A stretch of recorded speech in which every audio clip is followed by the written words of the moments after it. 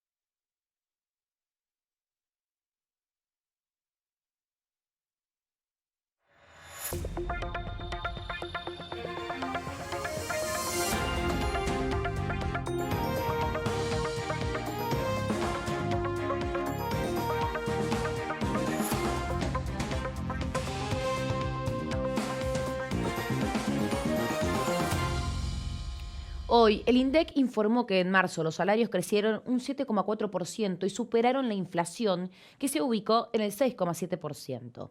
Si se toma el acumulado del año, la suba salarial fue de casi el 15% y quedó por debajo del índice de precios. Buenas noches, estas son las noticias a las 20:30. El presidente Alberto Fernández aseguró a un medio español que Cristina Kirchner tiene una mirada parcial que desatiende que el país vivió una pandemia. De esta manera, el mandatario le contestó por primera vez a su vice en medio de la disputa interna del gobierno.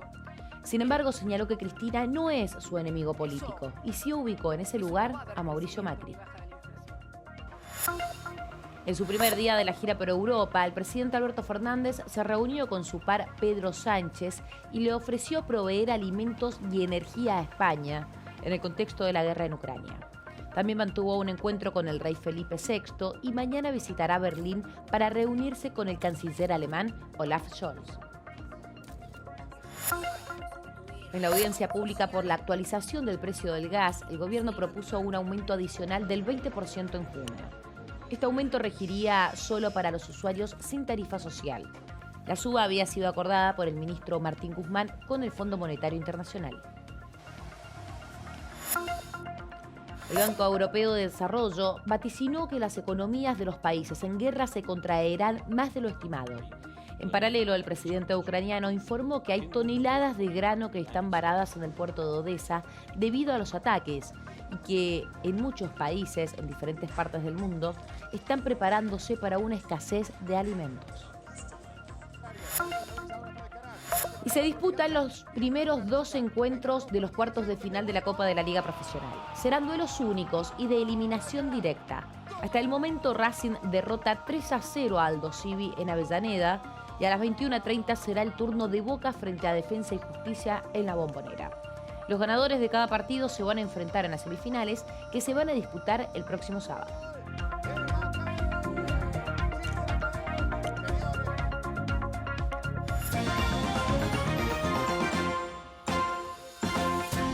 En su primer día de la gira por Europa, el presidente Alberto Fernández se reunió con su par de España, Pedro Sánchez, y con el rey Felipe VI.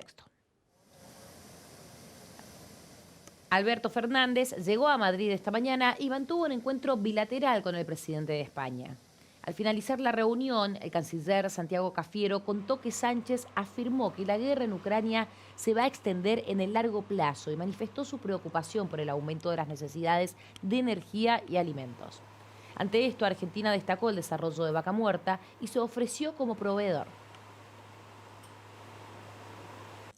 Una muy buena reunión, una reunión que se extendió más de una hora, donde se conversaron todos los temas de la agenda bilateral, profundizando claramente en los desafíos que enfrenta el mundo en este momento, básicamente planteados por la guerra acá en el corazón de Europa, entre la invasión de Rusia sobre Ucrania. El presidente Fernández manifestó la vocación que tiene nuestro país de poder ser un proveedor estable y seguro de alimentos y de energía en este momento de tanta incertidumbre.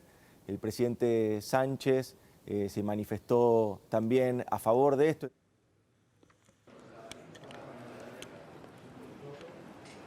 Además, Alberto Fernández se reunió con el rey Felipe VI en el Palacio de la Zarzuela e intercambiaron impresiones sobre el estado de las relaciones bilaterales.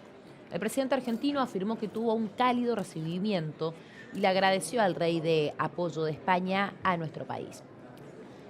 Mañana Alberto Fernández viajará a Berlín y tendrá su primera reunión bilateral con el canciller alemán Olaf Scholz.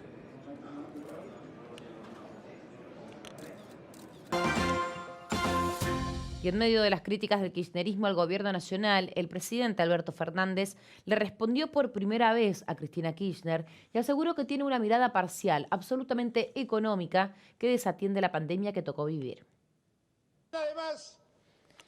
En una entrevista con el diario El País de España, en el marco de su gira presidencial, el jefe de Estado reconoció que la vicepresidenta ocupa en la historia algo significativo y en el presente es la líder de un espacio importante, pero aclaró que hay cosas en las que no comparte su mirada. Además, señaló que respeta lo que dice Cristina Kirchner, pero también pide que respeten lo que dice él. Al finalizar la entrevista, el mandatario aclaró que la vicepresidenta no es su enemiga, sino que su rival es Mauricio Macri.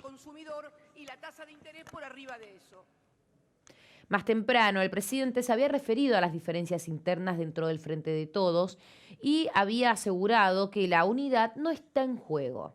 De todos modos, anticipó que va a buscar que las discusiones se diriman en las PASO presidenciales del próximo año.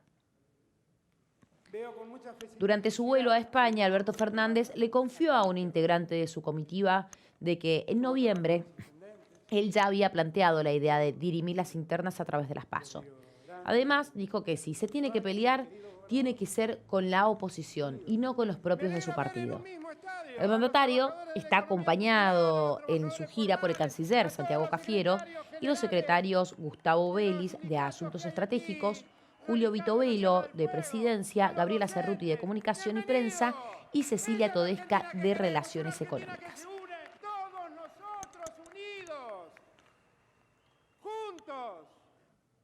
Por su parte, el ministro de Economía, Martín Guzmán, participó del foro de la Cámara de Comercio de Estados Unidos en Argentina y reclamó la necesidad de generar mayores consensos y de lograr proyectos que se sostengan en el mediano y largo plazo. Además, aseguró que hace falta construir sentido común en la Argentina.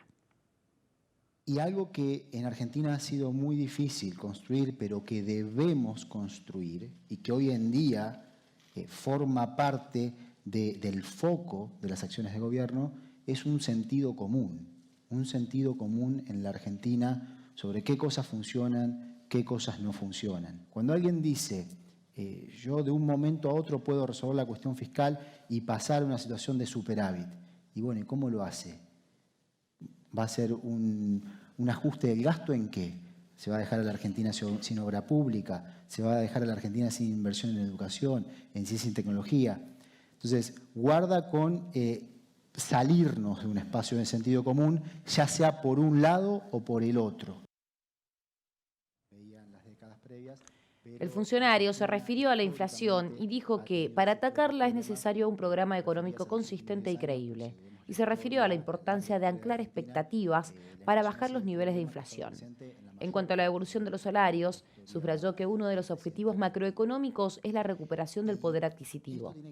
Por último, se refirió al acuerdo con el FMI y dijo que quieren cumplir sus metas porque consideran que es lo que la macroeconomía necesita hoy para transitar un camino sano. El jefe de gobierno porteño, Horacio Rodríguez Larreta, también expuso en el encuentro organizado por la Cámara de Comercio de Estados Unidos y criticó al gobierno nacional. Dijo que para poder salir de la crisis necesitamos un gobierno de coalición, no de transacciones, y pidió un consenso amplio para el 2023, pero sin el kirchnerismo ni la izquierda. Además, señaló que no hay forma de que Argentina crezca con este nivel de inflación. Un plan que tiene que constar, primero,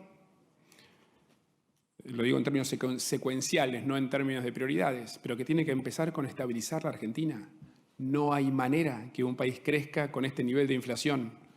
No hay manera que un país crezca con la mitad de la inflación que tenemos hoy. Es insostenible, no hay planificación posible, no hay inversión a largo plazo. Nosotros queremos que ustedes vengan a invertir. No lo van a hacer con estos niveles de inflación, que es un problema que venimos arrastrando hace 70 años. Además, el jefe del Ejecutivo porteño aseguró que la Argentina es un país que tiene enormes oportunidades y que puede salir adelante. Sin embargo, advirtió que somos el país con el menor nivel de apertura de comercio internacional en América Latina y que la Argentina no puede crecer aislada. Eso es menos trabajo, eso es menos puesto de trabajo, menos experiencia muy importante. Y esta mañana, el senador nacional y referente del espacio Evolución, Martín Lustó, compartió un acto con Horacio Rodríguez Larreta. Después de que el expresidente Mauricio Macri le pidiera al PRO marcar diferencias con el radicalismo, Lustó afirmó que cada partido debe fortalecer su identidad. Me parece que cada partido de la coalición tiene que solidificar su postura, su identidad propia. Eso es lo que hace más fuerte a cada partido y más fuerte a la coalición. Y así como el PRO, a instancias de lo que dijo Macri ayer, está discutiendo eso, nosotros debatimos lo mismo dentro del radicalismo. Yo lo hago con Evolución, solidificando nuestra identidad y que haya un debate acerca de cómo hay que abordar los problemas en la Argentina, teniendo en cuenta los graves que son, también me parece natural y me parece sano y me parece que es la manera de encontrar las mejores soluciones.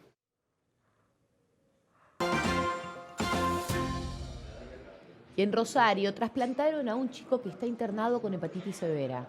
Es el primer caso con origen desconocido que se identificó en el país tras el alerta que emitió la Organización Mundial de la Salud por la detección de numerosos casos en el Reino Unido. La ministra de Salud de Argentina, Carla Bisotti, aseguró que no hay un brote en nuestro país y confirmó que hay otro chico esperando un trasplante. Y quienes son negativos continuar. Estamos transitando el camino de investigar si es que ese virus tuvo alguna mutación, si es que los niños infectados tienen alguna particularidad. Y en Argentina hay 8 casos sospechosos, de los cuales algunos son ambulatorios, ya se recuperaron. 1 requirió trasplante y el otro está en lista de trasplante. Y en 5 se aisló un adenovirus que se está tipificando. Y Aerolíneas Argentinas confirmó que volará a Doha, Qatar, durante el próximo Mundial de Fútbol. En los días previos a cada uno de los 3 partidos de la fase de grupos habrá 6 vuelos, es decir, 2 por cada partido confirmado. De todos modos, la compañía no descarta sumar más viajes en función de la demanda.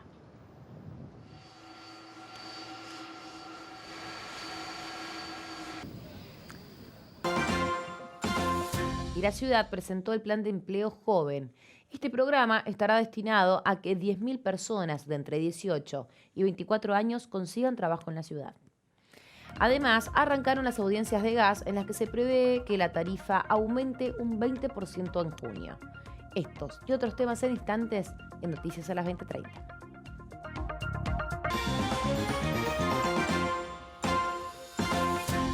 Este martes comenzó la primera de las 3 audiencias públicas para definir aumentos de tarifas y segmentación de usuarios.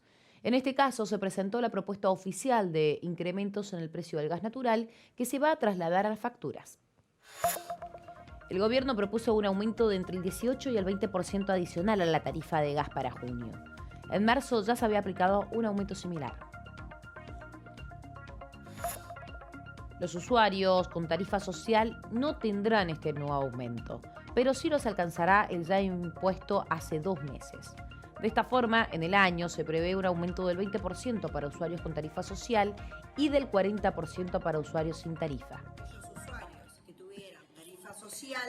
Este cálculo se basa en la pauta de aumentos acordada con el Fondo Monetario Internacional, donde el aumento total en las facturas para usuarios con tarifa social debe ser equivalente al 40% del coeficiente de variación salarial del 2021.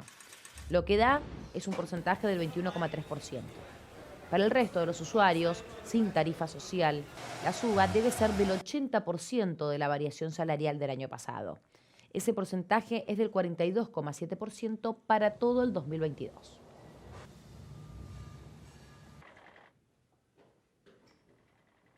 Y el gobierno autorizó nuevos aumentos a las empresas de medicina prepaga. Con esta suba, solo en lo que va del año el servicio ya aumentó un 43%. La actualización será del 22%, se aplicará en 3 cuotas en mayo, junio y julio, del 8, 10 y 4% respectivamente. La última suba había sido en febrero, cuando se permitió un aumento del 12%. En este contexto, el Gobierno Nacional definió adelantar la suba del monto del salario mínimo vital y móvil. Con esta decisión se anticipan a la presentación de Máximo Kirchner en diputados, que proponía un proyecto con una medida similar. El Consejo del Salario acordó 2 aumentos escalonados para el 2022, uno a partir del 1 de junio y otro desde agosto. De esta forma, en la primera suba, el haber mínimo pasará a ser de más de 45.000 pesos y en agosto quedará cerca de los 48.000. En este contexto, también la ANSES adelantó que aumentarán un 15% las jubilaciones, pensiones y planes sociales, también a partir de junio. Con este aumento, la jubilación mínima a partir de junio ascenderá a 37.500 pesos. En tanto, la asignación universal por hijo y la asignación por embarazo para protección social aumentarán a más de 7.300 pesos.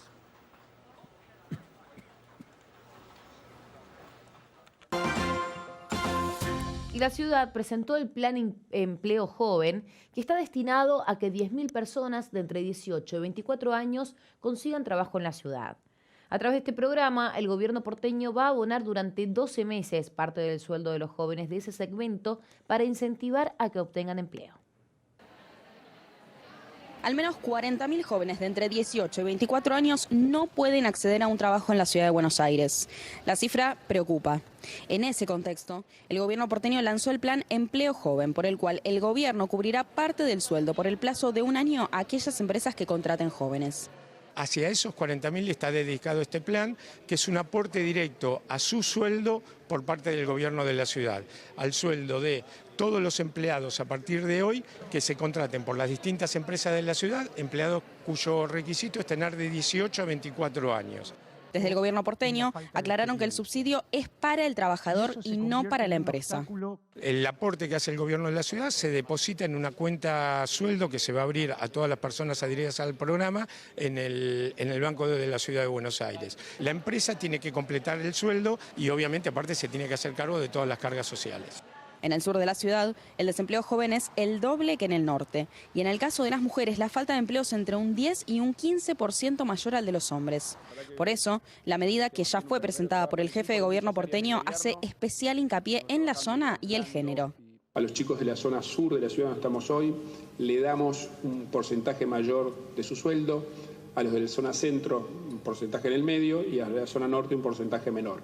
En la presentación también estuvo presente el senador Martín Lustó, quien aseguró que el desempleo joven es solamente el inicio de un círculo vicioso. Cuando un joven está desempleado, primero intenta como pasa hoy, pero le dicen que necesita experiencia. Y a medida que pasa el tiempo sin poder conseguir trabajo, se transforma en un desempleado crónico. El plan busca que unos 10.000 jóvenes de 18 a 24 años consigan su primer trabajo.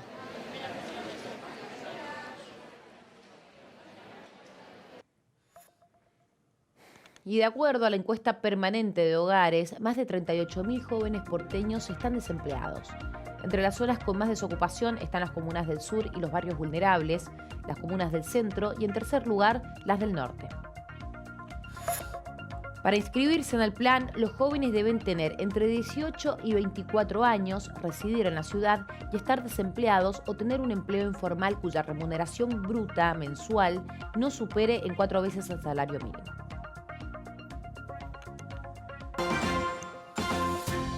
Y arrancó la marcha federal piquetera en todo el país. Sin embargo, las columnas de manifestantes no tendrán presencia en la ciudad hasta el jueves.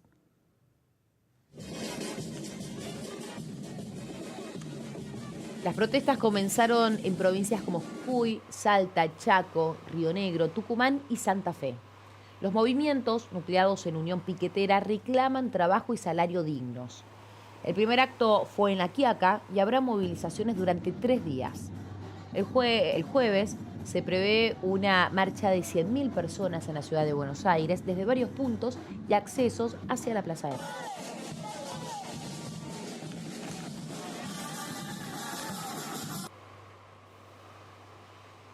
En tanto, el jefe de gabinete de la ciudad, Felipe Miguel, mencionó que se llegó a un acuerdo con las organizaciones sociales para evitar complicaciones mayores en el tránsito.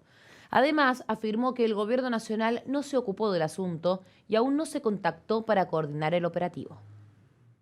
Desde la ciudad vamos a trabajar para coordinar de la mejor manera posible la circulación dentro de la ciudad de todos estos manifestantes que van a venir a la ciudad de Buenos Aires. Ayer tuvimos reunión con las organizaciones, se reunió el ministro de Seguridad y Justicia en el Ministerio con las organizaciones y se asumieron ciertos compromisos, como por ejemplo el de mantener el Metrobús de 9 de julio circulando, carriles también liberados en las arterias donde se produzcan las movilizaciones de acercamiento a Plaza de Mayo, el estacionamiento para aquellas personas que vengan en algún colectivo, algún transporte público que se realice en Costanera para afectar de la menor manera posible toda la parte del centro de la ciudad.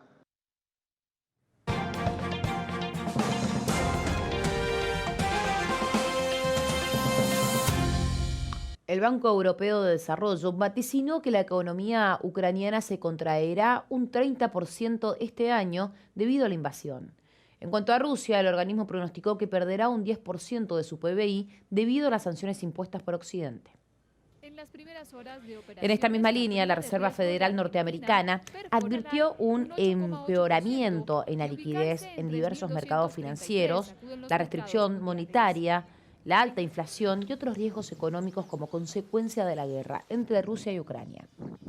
La agencia anticipó que se vienen nuevas sorpresas en cuanto a la inflación, tasa de interés y actividad económica. Por su parte, el presidente ucraniano informó que hay toneladas de grano que están varadas en el puerto de Odesa debido al bloqueo ruso en el Mar Negro y que hay decenas de países en diferentes partes del mundo que están al borde de la escasez de alimentos. Звичайне життя, пов'язане з морем, заблоковане Росією, саме Росією. І це удар далеко не тільки по Україні, без нашого аграрного експорту. Десятки країн в різних регіонах світу вже зараз опинились на межі дефіциту продовольства. А з часом ситуація може стати відверто страшною. Політики вже обговорюють, якими можуть бути наслідки цінової кризи і голоду в країнах Африки, в країнах. En las últimas horas, el Consejo Europeo reiteró su apoyo y solidaridad inquebrantables a Ucrania en su investigación sobre las violaciones de los derechos humanos. El organismo informó que recopilará y enviará sus propias pruebas al Tribunal Penal Internacional, donde Rusia abandonó este consejo el pasado 15 de marzo.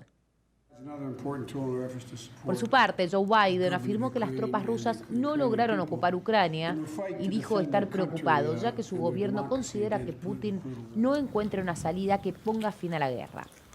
Según el mandatario, el objetivo principal del presidente ruso era romper a la OTAN y a la Unión Europea, pero solo logró afianzar las alianzas. En paralelo, la directora de inteligencia norteamericana dijo que se están preparando para un conflicto prolongado, ya que Moscú está ganando tiempo para lograr objetivos más allá de la región del Donbass.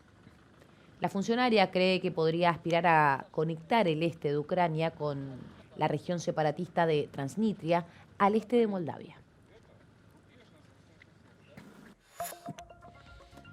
Y mientras tanto, Naciones Unidas reveló que más de 8 millones de personas debieron dejar sus casas y encontrar refugio en otro lugar dentro de Ucrania debido a la guerra. Además, el informe contempla que casi el 45% de los desplazados planea reubicarse en un nuevo lugar. Por su parte, la Asamblea General de Naciones Unidas eligió a República Checa como nuevo miembro del Consejo de Derechos Humanos en lugar de Rusia, expulsada en abril. Inmediatamente después de su expulsión, Moscú tomó la decisión de anunciar su retirada voluntaria del organismo, argumentando que se ha convertido en un instrumento de Occidente.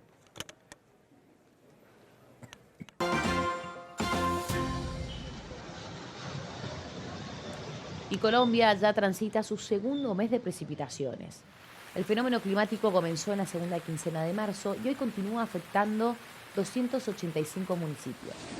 Hasta el momento se contabilizan casi 50 muertes y más de 18.000 familias que tuvieron que abandonar sus hogares. Además, la cifra de desaparecidos aumenta todos los días y el Gobierno Nacional informó daños en infraestructura civil.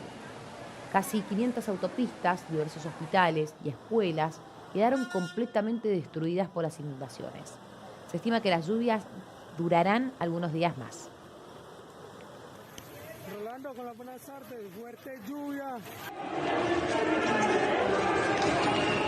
Y un nuevo motín en una cárcel de Ecuador dejó al menos 44 reclusos muertos.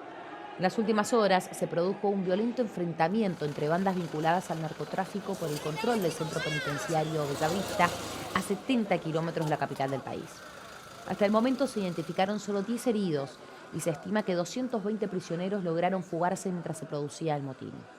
Varios organismos de derechos humanos señalaron el deterioro del sistema penitenciario del país.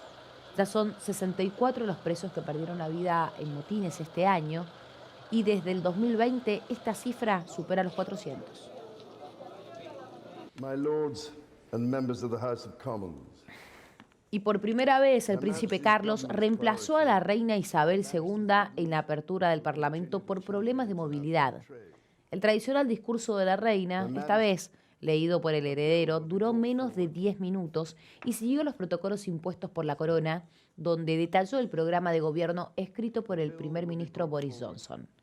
Durante 7 décadas, la reina inauguró cada nueva sesión parlamentaria leyendo el programa legislativo para el año entrante. La monarca de 96 años solo faltó a esta cita mientras cruzaba sus 2 embarazos, siempre por recomendación médica.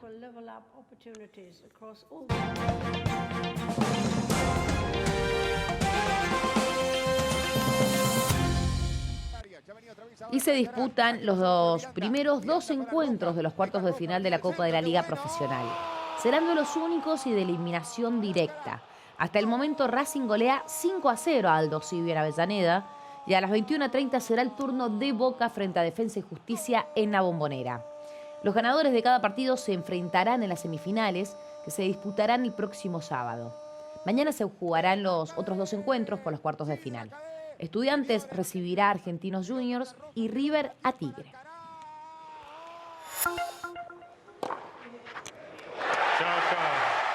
Y Diego Schwartzman derrotó al serbio Miomir Kekmanovic por 6-2, 3-6 y 7-6 y avanzó a la segunda ronda del Masters 1000 de Roma.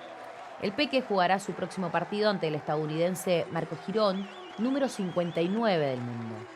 Otro argentino que también pasó de ronda fue Sebastián Báez, que eliminó al neerlandés Tajon Grisburg por 6-3, 6-7 y 6-2 y se enfrentará en su próximo encuentro al alemán Alexander Zverev, número 3 del mundo y finalista del Master 1000 de Madrid. Por su parte, Francisco Cerúndolo no corrió la misma suerte que sus compatriotas y cayó ante el estadounidense John Isner y quedó eliminado del torneo.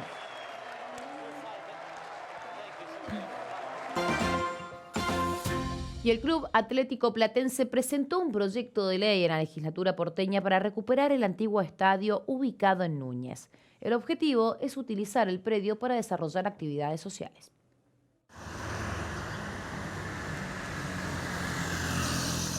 Son 2 manzanas delimitadas por la avenida Kramer y las calles Manuela Pedraza, José Tamborini y Moldes. Hoy funciona una escuela pública, un polideportivo, varias casas bajas y un edificio de 4 pisos, pero hasta 1971 supo ser la sede del club, con estadio incluido. Nosotros lo que nos proponemos es la instalación o la explotación actual del predio para el desarrollo de un montón de actividades que hoy desarrollamos en Vicente López y que las venimos a trasladar acá. No queremos en ningún momento trasladar nuestro estadio de fútbol a Manuela Pedraza y Kramer. La iniciativa lleva ya aprobada una votación y una audiencia pública. Resta una sesión más con mayoría de votos positivos para que se confirme. La pérdida del predio hace más de 40 años sucedió por una pelea entre los propietarios de toda la zona y el club.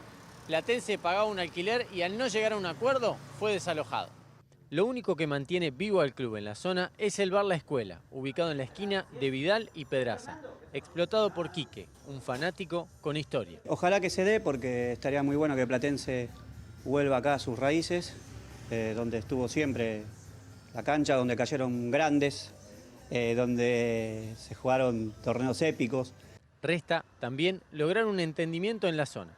Si bien hubo una audiencia pública y comunicados oficiales del club, muchos vecinos todavía creen que la idea de Platense es mudar el estadio. Por eso se oponen no solo al proyecto, sino también a hablar públicamente del tema.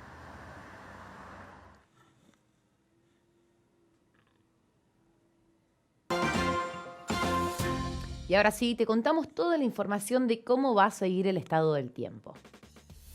El radar detecta algunos frentes de tormenta, pero no afectarán a la ciudad de Buenos Aires. En este momento el cielo está con algunas nubes, la temperatura ronda los 16 grados. Durante la madrugada también se van a mantener las nubes, pero la temperatura va a bajar a los 13 grados. Y mañana amanecerá nublado, la mínima rondará los 13 grados. Durante la tarde la temperatura subirá a los 17 grados. Y por la noche estas nubes se van a disipar un poco y la temperatura será de 14 grados.